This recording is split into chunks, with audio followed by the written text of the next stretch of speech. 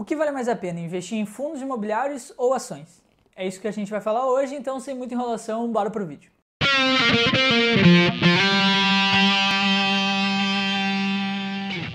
Fala gurizada, tudo bom com vocês? Aqui é o Pedro Henrique Lucas, o Guri Investidor. Me perguntaram essa semana lá no Instagram se valia mais a pena investir em ações ou fundos imobiliários. E eu respondi lá, mas eu disse que isso era assunto para um vídeo inteiro, então cá estamos.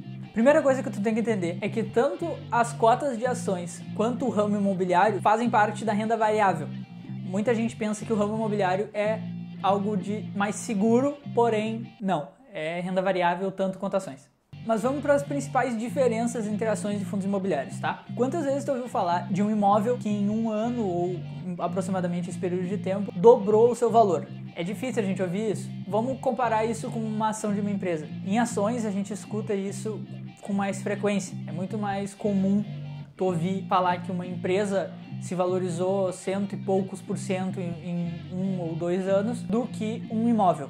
Um dos principais motivos disso é a liquidez. Um fundo imobiliário é vendido, é negociado por dia, na maioria das vezes, menos vezes do que ações.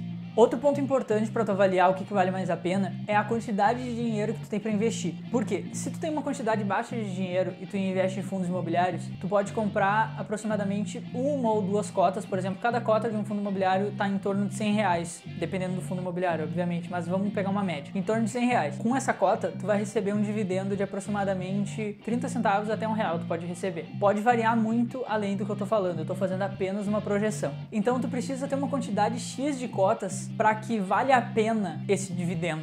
Porque esse valor vai cair na tua conta mensalmente e tudo bem, tu vai considerar esse valor que caiu na tua conta como rentabilidade. Porém, esse valor não vai se multiplicar através do juro composto, que é a magia do investimento.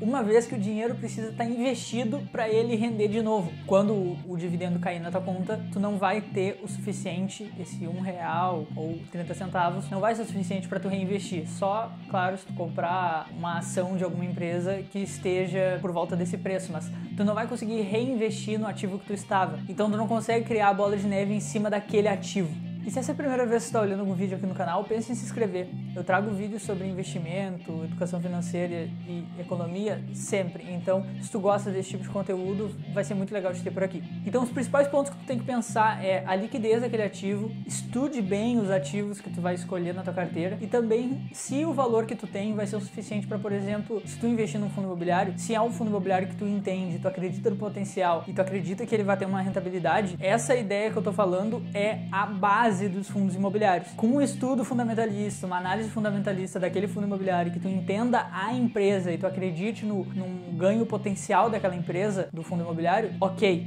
aí vale a pena. Mas o que eu estou falando é uma questão de análise de todas as ações contra todos os fundos imobiliários. Eu não estou analisando uma ação contra um fundo imobiliário, ok? Estou analisando no olhar macro. Então, vale a pena tu olhar quanto dinheiro tu tem e o quanto eles vão representar na carteira. Se tu tem uma quantidade mais alta de dinheiro, talvez tu consiga ter uma porcentagem pequena da tua carteira em fundos imobiliários, mas que mesmo assim, com os dividendos, tu já consiga comprar uma cota nova de fundos imobiliários e com isso tu vai criando uma bola de neve que tua quantidade de cotas vai sempre aumentando sem que tu precise necessariamente fazer todo mês um aporte diferente. E com isso, esse aporte mensal que tu poderia fazer, tu possa fazer em ações e com isso tu tem uma carteira bem diversificada nas duas partes, tanto em ações quanto em fundo imobiliário. Meu ponto de vista e vários outros investidores é o ideal. Uma carteira, quanto mais diversificada, melhor. Se o teu perfil de investidor se adeque à renda variável nesse nível de ações e fundos imobiliários, talvez valha a pena tu ter ambas os ativos na tua carteira para criar uma diversificação e tu tá em ambos os setores, tanto de empresas quanto de imóveis. Então o principal ponto que tu tem que pensar é que não necessariamente eles batam de frente, mas sim eles são de setores diferentes. Então depende do quanto tem para investir, a liquidez que tu precisa desse dinheiro, a rentabilidade que tu espera. Também uma coisa que tu tem que pensar é para quando tu quer esse dinheiro, o quanto de dinheiro tu tem disponível e também o teu perfil de investidor, porque não pode tu se arriscar demais nesses dois ativos, porque como eu disse, os dois são de renda variável, quando tu não se sinta confortável com a variação de todos esses ativos, ok? Porque a rentabilidade vai variar e tende a variar bastante.